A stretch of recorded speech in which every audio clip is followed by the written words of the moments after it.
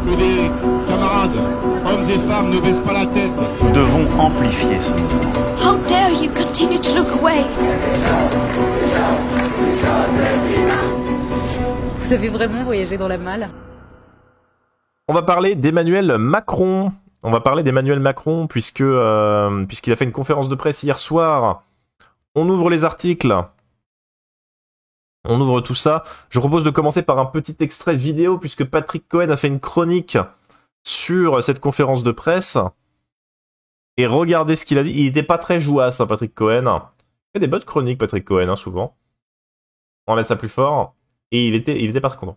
Une réponse à la demande d'ordre et d'autorité, ce qu'il avait déjà esquissé le 20 décembre à C'est à vous, dans le même lieu, à la salle des fêtes de l'Élysée. On va y revenir en détail, mais c'est évidemment, je pense, ce que vont retenir beaucoup de téléspectateurs. Sur la forme, des 25 premières minutes qui ont eu une densité assez rare dans les prises de parole d'Emmanuel Macron. C'est vrai. Il a dit beaucoup de choses en mêlant à la fois des symboles et des mesures concrètes. C'est vrai qu'il y a dit beaucoup de choses, et c'est ce qui m'a conduit à parler de ça à 8h et pas à 8h35. Hein. Sinon, j'en aurais parlé plus rapidement de cette conférence de presse. Mais le fait qu'il y ait eu beaucoup d'annonces aussi, je me suis dit, bon, il y a beaucoup de trucs à commenter, donc on y va. Pour le reste, toujours sur la forme, je suis assez partagé parce qu'on était au sommet de la mise en scène monarchique, jupitérienne, avec un chef suprême et omniscient qui aborde tous les sujets, qui connaît tous les détails, trop long, et en réponse aux questions, on va y revenir, et ça fait 2h15. En même temps, il est bon et il est sain qu'un président de la République réponde à des questions de journalistes, et on est quelques-uns à lui avoir souvent reproché, pas C'est vrai qu'il le fait moins que les autres, hein, et ça se fait de moins en moins globalement. Seulement à ce président-là de ne pas se soumettre à l'exercice de la conférence de presse. Donc ça, c'est bien, mais l'essentiel était dit, c'est vrai, à 9h moins le quart, donc il y avait beaucoup de questions. Est-ce qu'il fallait kidnapper l'ensemble du paysage audiovisuel pour cette soirée présidentielle en mode ORTF? Trigger warning de Télé 5 sur la forme et sur la longueur de l'exercice. Vous parlez de la répartition des rôles. Voilà, donc cette conférence de presse, hein, un grand raout, hein, comme on dirait en journalisme. Un tohu-bohu. Et donc, tenue unique à l'école, congé de naissance, opération anti-drogue. Ah, il va pas se faire virer, Cohen, à dire ça. Non, il a fait plusieurs chroniques qui étaient assez dans ce ton-là. Hein. Ce qu'il faut retenir de la conférence de presse d'Emmanuel Macron, à l'occasion d'une conférence de presse à l'Élysée, le président de la République a fait une série d'annonces sur l'éducation, l'emploi ou encore la santé. Un article France Info de Alice Galopin, Fabien Jannick Charbonnel et Thibault Lemenec, avec, regardez-moi ça, ce magnifique pupitre avec liberté, égalité, fraternité écrit derrière, c'est merveilleux.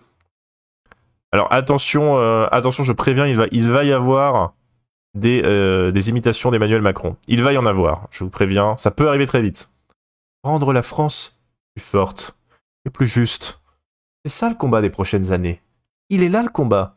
Pardon de le dire, c'est ça le combat des prochaines années. Les enfants, faut pas rigoler. Non mais faut pas rigoler, faut se retrousser les manches et faut y aller. Lors d'une conférence de presse, donc mardi 16 janvier, Emmanuel Macron a dessiné les grands axes de l'action qu'il entend mettre en œuvre avec le nouveau gouvernement de Gabriel Attal. Installé derrière un bureau blanc et devant une tenture aux couleurs de la France, le président de la République a d'abord présenté dans un discours introductif d'une vingtaine de minutes ses pistes pour le réarmement civique, hein, où il a déjà prononcé ces termes, de la société. Il a ensuite répondu durant environ 2 heures aux questions des quelques 250 journalistes réunis à l'Élysée. Voici ce qu'il faut retenir des principales annonces du chef de l'État. Je bois du café, je bois pendant le tournage et puis on y va.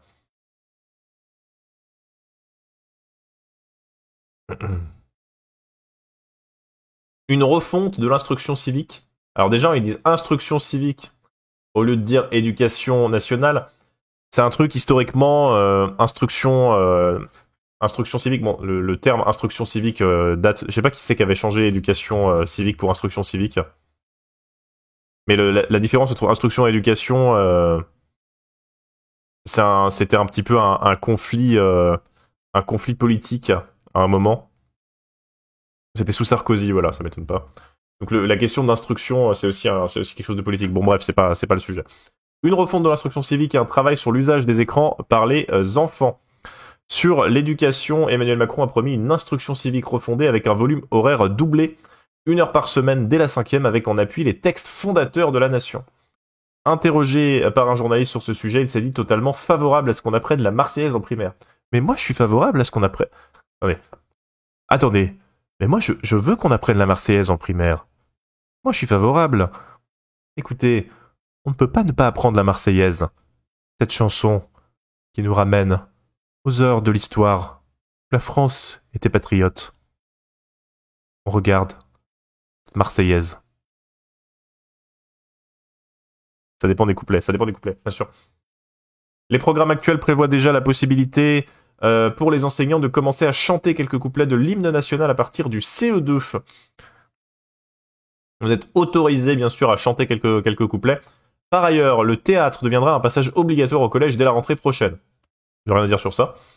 Il a également appelé à instaurer dès cette année une cérémonie de remise de diplôme dans les collèges et lycées. Bon, ça, c'est pas très utile non plus. Après, par contre, sur le théâtre, alors pourquoi pas, mais simplement, ils annoncent des trucs obligatoires, mais ils vont pas mettre les moyens dedans, comme d'habitude, en fait. Quand il y a des trucs, je sais qu'à chaque fois que je me dis, il y a des trucs positifs, mais à chaque fois je me dis, non mais attendez, en fait, il y a pas la thune pour ça, il y a pas les effectifs, ça va juste donner un grand n'importe quoi. Mais bon.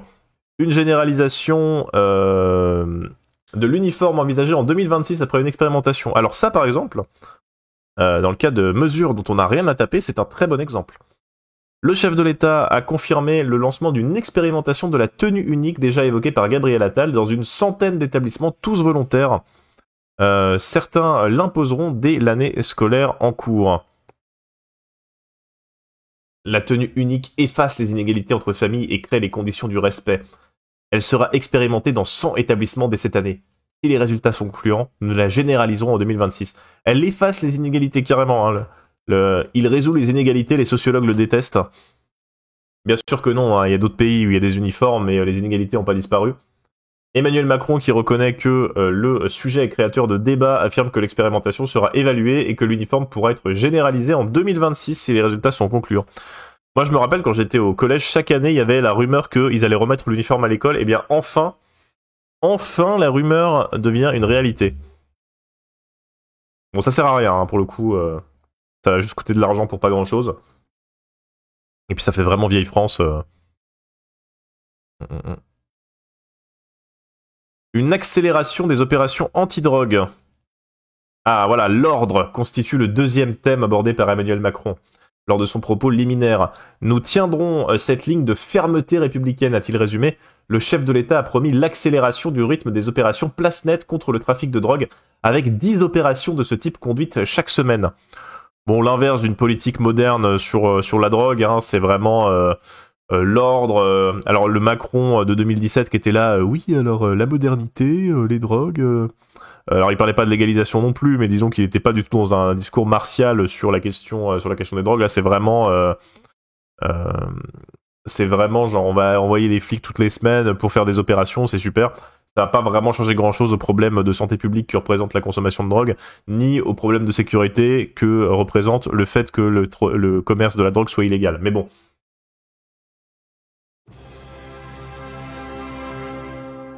Merci Clouardista. Un congé de naissance de 6 mois pour les deux parents, pour lutter contre la baisse de la natalité dans le cadre de ce qu'il qualifie de réarmement démographique. C'est pas du tout inquiétant non plus comme terme, le réarmement démographique. Emmanuel Macron a annoncé la mise en place d'un nouveau congé de naissance de 6 mois pour chacun des deux parents, qui viendra remplacer le congé parental. Il sera mieux rémunéré et plus court, a-t-il détaillé, ce qu'évoquait déjà la ministre Aurore Bergé en juillet. Un grand plan contre l'infertilité masculine comme féminine sera également engagé. Les politiques natalistes, c'est toujours un peu chelou, hein. Je vous avoue que... Alors, inciter les gens à faire plus d'enfants, pourquoi pas, mais vraiment, ça fait vraiment politique nataliste d'avant-guerre, ce qui est comme la façon dont ils l'annoncent. Réarmement démographique. Bon, congé plus court et mieux rémunéré, c'est jamais une bonne nouvelle quand on réduit la taille d'un congé. Parce que l'avantage d'avoir un congé long, c'est qu'au pire, la personne ne prend pas en entier, quoi. S'ils augmentent la thune, tant mieux, mais c'est dommage d'avoir une baisse de la durée du congé. Et puis bon, encore une fois, ce ne sont que des annonces, donc si ça se trouve, ils vont annoncer que finalement le congé sera pas mieux rémunéré et plus court, il sera plus court et moins bien rémunéré. On sait rien. Mais bon, les trucs natalistes un peu comme ça, c'est un peu chelou. la régularisation des médecins étrangers pour lutter contre les déserts médicaux. Le président a reconnu que beaucoup de Français ont l'impression de ne pas en avoir pour leur argent. Et les Français, ils sont fatigués. Au sujet des services publics, notamment dans les déserts médicaux, nous devons envisager des solutions plus radicales, a-t-il avancé, envisageant notamment de régulariser nombre de médecins étrangers qui tiennent parfois à bout de bras le système médical. Quoi? Des médecins étrangers qui sont payés 1600 € par mois et qui font tout le travail dans certains endroits? Je ne peux y croire. Je ne peux y croire. Emmanuel Macron a plus largement souhaité simplifier les règles venues d'en haut et permettre des coordinations plus simples entre la médecine de ville, l'hôpital et les professions paramédicales. Bon, ça c'est pas hyper clair pour l'instant. Alors je sais pas si c'est annoncé dans le... Je crois pas que ce soit dans l'article de France Info, mais apparemment il a aussi dit qu'il voulait faire payer les gens qui viennent aux urgences pour rien, ce qui est une réforme à la con, pour plusieurs raisons. Notamment le fait que si vous venez aux urgences... Merci RPG Square. Si vous venez aux urgences, bah peut-être que vous êtes juste inquiet, mais que quand vous allez aux urgences, les médecins disent non mais c'est bon, vous avez rien, mais vous êtes venu quand même parce que vous étiez inquiet, donc on va vous faire payer, ce qui est absurde. Et ensuite il y a des gens qui viennent aux urgences pour rien ou juste pour des trucs pas graves, parce que en fait il n'y a pas assez de médecins. Donc ils n'ont pas le choix que d'aller aux urgences pour avoir des antidouleurs ou pour avoir certains médicaments qu'ils peuvent pas avoir parce que ils n'ont pas de médecins. Mais bon.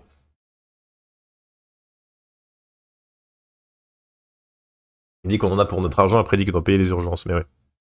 La plupart du temps, tu viens aux urgences après avoir appelé le 15 et parce qu'ils t'ont dit de venir. En tout cas, personne va attendre 5 heures aux urgences par plaisir, en disant ah ça va être sympa, ça va être fun comme soirée, on va aller aux urgences, allez let's go, on va rester assis pendant 5 heures, en voyant des gens bourrés passer, c'est formidable. C'est un médecin de dire que c'est pas grave. Ah, c'est pas grave, ça fera 50 €.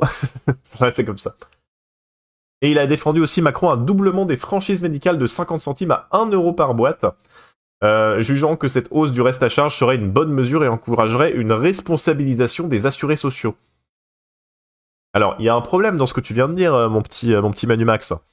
Une responsabilisation des assurés sociaux. Mais ces assurés sociaux ne paieraient-ils pas déjà des cotisations pour cette assurance dont tu parles, Emmanuel Macron? Ces assurés sociaux ne payent-ils pas déjà des cotisations sociales sur leur salaire ou sur leurs revenus? Est-ce qu'on responsabiliserait pas les gens en leur demandant de payer des charges, des cotisations sociales, que ce soit sur leur salaire ou sur leurs revenus s'ils sont indépendants? Oui. Donc c'est bon, ils sont responsabilisés. Donc tu te tais et tu rentres chez toi, voilà, c'est tout. C'est tout ce que j'ai à dire. Ou sur la TVA. Après, à proprement, strictement parler, je crois que l'assurance sociale, la Sécu, c'est financé essentiellement par ces cotisations sur les salaires. Peut-être qu'il y a une part de dotation de l'État. Cette mesure déjà envisagée par l'exécutif sans être encore formellement annoncée a suscité de vives critiques des oppositions lors des débats sur le budget de la sécurité sociale pour 2024. Une réforme pour mieux gagner sa vie par le travail. Ok, c'est vraiment Sarkozy, quoi. Sarkozy, c'était en 2007, on en est encore là. Hein. Le chef de l'État a tenu à s'adresser à la France des classes moyennes. Et à ses yeux tient le pays. Il faut qu'il y ait un travail ardent pour aller plus loin, pour donner plus de dynamique aux carrières, pour que la dynamique salariale soit au rendez-vous des efforts. Emmanuel Macron a aussi exprimé son souhait que le mérite soit pris en compte bien davantage qu'aujourd'hui dans l'avancement et la rémunération des fonctionnaires. Les feignasses, il va falloir se mettre au travail. Une réforme en ce sens va commencer dans les prochaines semaines, a-t-il expliqué, ça va aller assez vite. Alors, comment on va calculer le mérite dans un travail de fonction publique? Par exemple, un prof, comment on calcule son mérite? On dit quoi? On dit pourquoi il mérite plus que les autres? Je ne sais pas. Emmanuel Macron a en outre appelé le gouvernement à mettre fin aux normes inutiles, à réduire les délais et faciliter les embauches. Encore du démantèlement du code du travail, bien sûr. Le chef de l'État a annoncé la mise en place d'un deuxième acte d'une loi pour la croissance et l'innovation pour produire plus, innover davantage et aller plus vite. Il faut aller plus vite, ça va exploser. Comment tu calcules le mérite d'un archiviste? Je sais pas, si tu archives beaucoup par exemple. Et surtout que, en fait, si on... Admettons, on trouve des indicateurs pour déterminer que les profs ont du mérite. Par exemple, je sais pas, ils ont mis le plus de notes à leurs élèves le trimestre. Bah, il va y avoir un effet pervers de les profs vont mettre 15 milliards de notes pour avoir la prime au mérite et ça va détériorer la qualité de l'enseignement. Je prends les notes, c'est un exemple, hein, ça peut être autre chose, mais disons que le processus va être le même à chaque fois. Si on prend des espèces d'items pour déterminer qui a le plus de mérite ou quoi, bah ça va créer une compétition et les gens vont essayer de faire le maximum les items qui seront annoncés et ça va donner un truc un effet pervers comme la politique du chiffre dans la police quoi. Bon, là, je passe sur la loi innovation, faut plus de croissance, faut croissancer, faut innover plus vite, faut Macron explosion, etc., etc. Taux de réussite au bac ou note du bac. Taux de réussite au bac ou note du bac, typiquement, bah là, ça va être les profs des établissements les mieux dotés avec les élèves de classe sociale supérieure qui vont avoir plus d'argent. Et du coup, ça va rendre encore plus attractif les établissements qui sont déjà les plus attractifs parce que ils sont calmes, il y a des élèves riches et tout ça, ils sont bien situés. Et là, en plus, il va y avoir des meilleurs salaires. Ça va être encore plus dur pour trouver des profs dans les établissements moins bien dotés. Peut-être, c'est une hypothèse. Vers la généralisation du service national universel en seconde, bien sûr. Allons enfants, la patrie, jour de gloire est arrivée. Nous irons vers la généralisation du service national universel en classe de seconde, a affirmé Emmanuel Macron. Une annonce faite au détour d'une réponse plus large au sujet des émeutes de l'été 2023 après la mort du jeune Naël tué par un policier. Macron qui a dit que les émeutes c'était à cause de l'oisiveté, hein, bien sûr, et pas du tout à cause du fait qu'il y ait un jeune qui a été tué par un policier d'une balle dans la tête. Il a évoqué le besoin de réengagement des familles et l'accompagnement des familles monoparentales pour les aider, plaidant aussi pour une réponse plus adaptée dans le système scolaire et une réponse pénale plus claire. C'est un ensemble, a-t-il argumenté, estimant que oui, le service national universel fait partie de la réforme. Voilà, faut mettre les jeunes dans des uniformes militaires en leur faisant chanter la Marseillaise encadrés par des gens qui connaissent rien à l'éducation pour, bien sûr, éviter les émeutes. Ça marche comme ça.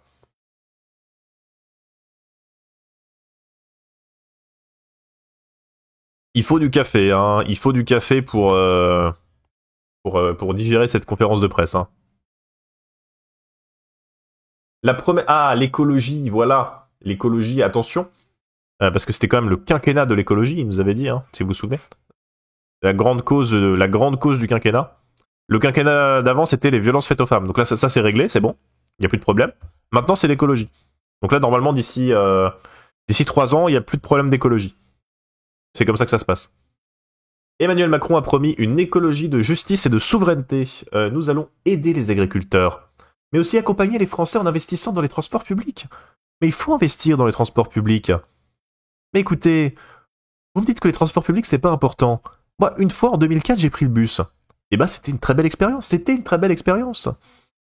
Il a mentionné également l'initiative de la voiture électrique à 100 € par mois. Il a promis d'accompagner les Français de façon encore plus simple pour rénover les logements. Bon, pas vraiment de commentaires supplémentaires à faire, c'est des mesures à la marge, disons-nous. Peut-être, sauf la politique de rénovation des logements qui est assez volontariste, en tout cas par rapport aux autres pays européens. Mais disons que globalement, on n'est pas sur des mesures qui vont révolutionner le monde et qui vont sauver la planète, quoi. 100 € par mois pendant 4000 mois, c'est ça. Ah, il a défendu, on va reparler de Oudéa Castéra après, évidemment, interrogé sur la polémique autour de la ministre de l'Éducation nationale, critiquée pour sa justification de la scolarisation de ses enfants dans le privé. Emmanuel Macron a estimé qu'Amélie Oudéa Castéra, elle a eu des propos maladroits. Mais elle s'est excusée. Elle a bien fait de le faire. La ministre a fait un choix pour ses enfants. Ce sont des choix personnels, il faut les respecter. Je pense que tous nos compatriotes iront dans ce sens. Ça fait partie de la vie intime, la vie familiale. A également déclaré le chef de l'État. Et je trouve que sur la polémique Oudéa Castéra, alors pardon, je digresse, mais on a beaucoup parlé de sa phrase sur les heures non remplacées et du fait qu'elle avait menti, c'est une polémique en soi, mais on a beaucoup moins parlé du fait qu'elle ait choisi Stanislas comme école pour ses enfants, alors que c'est un établissement de gros fachos, comme on le verra dans l'article de Mediapart, juste après la méditation. Parce que la question a été posée au départ par Mediapart, elle a totalement éludé le côté que Stanislas, c'est un établissement qui fait de la non-mixité entre hommes et femmes, qui diffuse des discours homophobes, qui diffuse de la culture du viol, etc., etc. Là-dessus, elle n'a pas répondu. Elle n'a pas voulu répondre puisque elle n'a pas répondu à d'autres questions de Mediapart ou de Libé qui a aussi enquêté sur cette affaire. Voilà, un établissement qui se rapproche plus d'une école coranique en Iran que d'une école républicaine. Mais bon.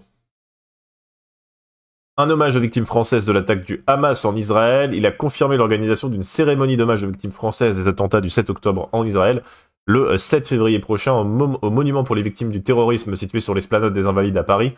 Je rendrai hommage à ces victimes aux côtés de leurs proches, de leurs familles et de tous ceux qui voudront nous y rejoindre.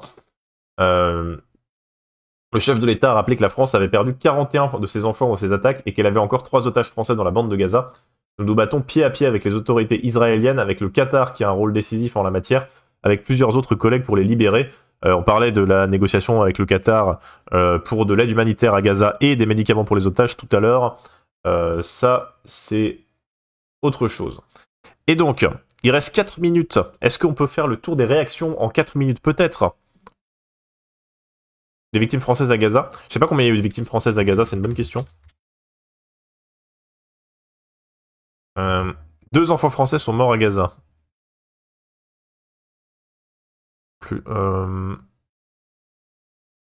40 morts, parmi lesquels des otages. Ce serait bien aussi d'avoir un hommage pour ces personnes-là. Il parle de 40 morts, mais je sais pas si ça compte les otages. 40 morts français et 8 disparus, parmi lesquels des otages. Donc c'est pas clair sur le bilan à Gaza. Et donc les réactions à cette conférence de presse. Ringard, réactionnaire, beau parleur, pluie de critiques après la conférence de presse d'Emmanuel Macron. Sans surprise, la très longue intervention du président de la République ce mardi 16 janvier n'a pas convaincu grand monde parmi les oppositions. Qui dit prise de parole d'Emmanuel Macron dit pluie de réactions, et fort logiquement, ce mardi 16 janvier n'y a pas fait exception. Pendant que le chef de l'État répondait longuement aux questions des journalistes dans un exercice presque inédit. Pourquoi tout le monde dit que c'est inédit il a fait des conférences de presse déjà, puis même les conférences de presse ça existe quand même depuis un moment. Mediapart il parle de l'ORTF, ouais c'est ça. Donc il a, dans un exercice presque inédit, les élus des oppositions n'ont pas manqué de dire tout le mal qu'ils pensaient du cap développé par le président de la République, pendant qu'à l'inverse, ses partisans, eux, criaient au génie du grand classique, forcément. À gauche, on a, semble-t-il, peu goûté les sujets évoqués par Emmanuel Macron comme la natalité ou les questions de l'uniforme et de l'apprentissage obligatoire de la Marseillaise dès l'école primaire, un discours de technocrate réactionnaire, a grincé la secrétaire nationale des écolos Marine Tondelier. Macron a éludé tous les sujets qui intéressent les Français. Augmentation de l'électricité, crise écologique, logement, précarité. À la place, un discours de politique générale lunaire et paternaliste, flippant vraiment et ringard. L'annonce d'un grand plan contre l'infertilité pour permettre le réarmement démographique est jugée productiviste et réactionnaire par la présidente du groupe écolo à l'Assemblée, Cyrielle Châtelain. Le discours d'Emmanuel Macron a 70 ans de retard, tacle-t-elle. Je suis assez d'accord, ouais. Écoutez, ça arrive d'être d'accord avec les écolos, ça arrive. Ne soyez pas triste. C'était ça la grande initiative pour unir les Français, abonde le premier secrétaire du PS, Olivier Faure. Les jeunes, classe dangereuse au pas, les salariés renvoyés à l'arbitraire patronal, les franchises doublées, les chômeurs sanctionnés, l'écologie limitée, l'électricité augmentée, la préférence nationale assumée. Président en crise, sans souffle mais toujours aussi satisfait de lui-même. Macron achève sa mue réactionnaire, école, démographie, santé, service public. La régression s'amplifie et fait des jeunes sa première cible, complète de son côté la députée LFI de Seine-Saint-Denis, Clémentine Autain. Le chef de l'État n'a pas plus convaincu la droite, qui bien souvent pourtant vote les projets de loi du gouvernement à l'Assemblée nationale, il parle de LR évidemment. Emmanuel Macron annonçait ce soir un grand rendez-vous avec la nation, il n'en fut rien, une nouvelle fois, il promet monts et merveilles, une seule question se pose, qui est président depuis 2017 ? Alors pour la droite c'est monts et merveilles, ce qu'il a promis évidemment, puisque c'est de droite son discours. Écrit le président des Républicains, Éric Ciotti, sur X, ex-Twitter bien sûr. Emmanuel Macron commente, il enchaîne les numéros dans lesquels il se veut le beau parleur du déclin français. Le beau parleur du déclin français, évidemment c'est le RN. A réagi le président du Rassemblement National, Jordan Bardella, sur France 2. Ces interventions se répètent sans que les Français ne voient de changement dans leur quotidien. Donc, ceci est fait pour la conférence de presse d'Emmanuel Macron. J'espère que ça vous aura intéressé, que vous êtes ravis d'avoir pu toucher un petit peu du doigt le génie de notre président de la République. J'espère en tout cas.